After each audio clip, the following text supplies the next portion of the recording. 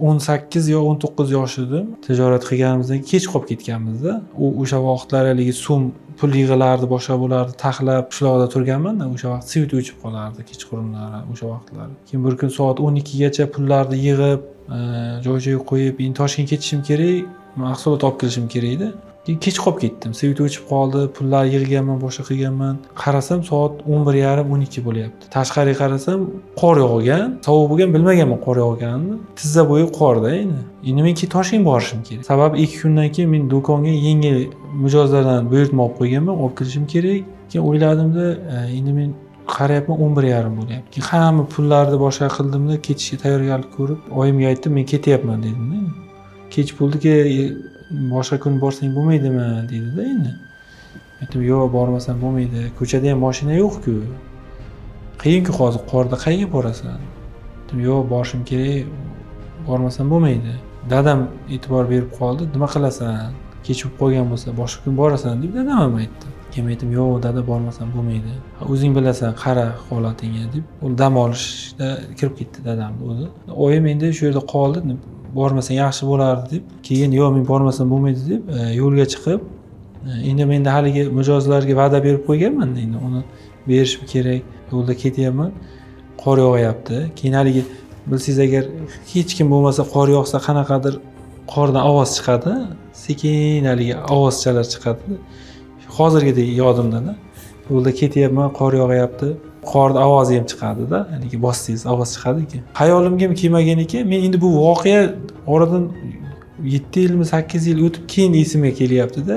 Shogirdimizga haligi nimaga sen harakat qilmayapsan deb haligi berganimda, menda qiyin holatlarda ham men harakat qilganman-da, o'sha voqeani aytib esimga tushib qolganda, keyin e'tibor berganman-da bu voqeaga. Keyin yo'lga chiqdim, katta yo'lga. Endi katta yo'lda qarayapman, mashina yo'q-da. Ora-orada har zamondagi yuk mashinalar o'tib ketadi, mashina yo'q. Keyin aytdim, men nima qilaman? Orqaga qaytaymi? Men aytdim, yo'q, qaytmayman. Bormasam bo'lmaydi. Chunki va'da berib qo'yganman. Undan tashqari menda shunday bir fikr bo'ldiki, men to'g'ri yo'lda bo'lsam, niyatim to'g'ri.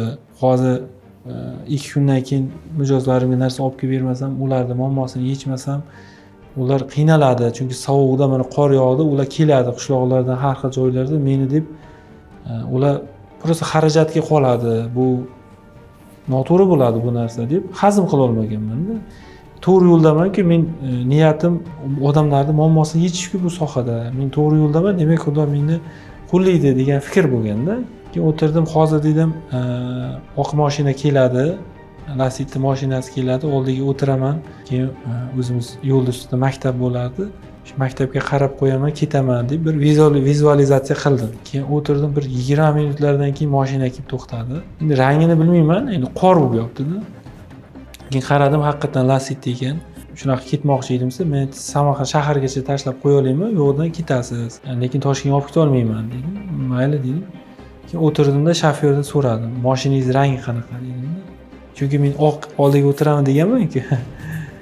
Shofyor shunday qarab oq mashina deydi-da. Shunda ichimda qanaqadir bir narsa uzildi-da, yoki bir qanaqadir bir portlash bo'ldi-da. Keyin haqiqatan ketishimda maktabga qarab qo'ydim keyin. Xuddi so'radim, berildi. Qanaqadir niyating to'g'ri, to'g'ri yo'lda harakatlanyapsan, harakat qilgan degan qanaqadir ichki bir turtki bo'ldi-da. Shu ichimda bir narsa uzildi dedim-ki, shu menga juda kuchli motivatsiya bo'lganda, o'sha rangi oq degandan keyin. Shofyorga aytmadim. Ichimda qoldi bu narsa. O'sha bir 7 yilmi, 8 yildan keyin buni eslaganman-da. Keyin o'sha Samarqandga bordim shaharga. Shahardan keyin Toshkentga kelganman-da. Keyin ishimni bitirib, 2 kundan keyin do'konga kelib, mijozlarni rozi qilib, ishini qilib berganman.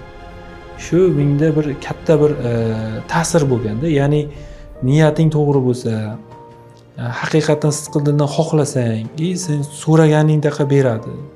Faqat sen harakat qil, so'ragin, o'sha so'ralgan narsasiga loyiq bo'lib, sidqidildan harakat qilgin degan narsa bo'lganda menda.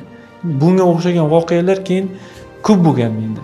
Qanaqadir tushunib yetganmanki, haqiqatan sen Xudodan so'rasang, sidqidildan so'rasang, niyating to'g'ri bo'lsa, shu yo'lda qaytmasang, senga hamma qarshilik qiladimi, qanaqadir yo balkim misol uchun man ham o'ylashim mumkin edi-ku, bugun sovuq tushdi, qolay. Uyimdagilar ham misol uchun nima qilasan, kech bo'ldi.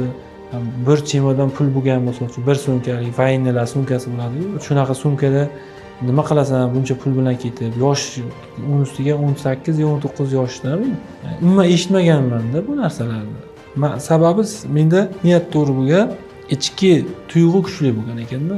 Demak bo'ldi, men tushundim. Demak bu narsa katta ne'mat ekan. Bu narsada men bardavom bo'lishim kerak. Demak yaxshilik yo'lida, ya'ni niyati o'shani qaytmaslim kerak ekan degan bir katta portlash bo'lganda menda. Bu katta bir hikoya bo'lgan o'shanda. Shunday holatda bir ta'sirli bir holatlar bo'lganda bir shogirdlarga aytib berardim-da, ular ham ba'zilari ruhlanib harakat qilganda. Lekin buni men keyin bilganman. Bir 7 yil, 8 yildan keyin bu yodimga tushgan.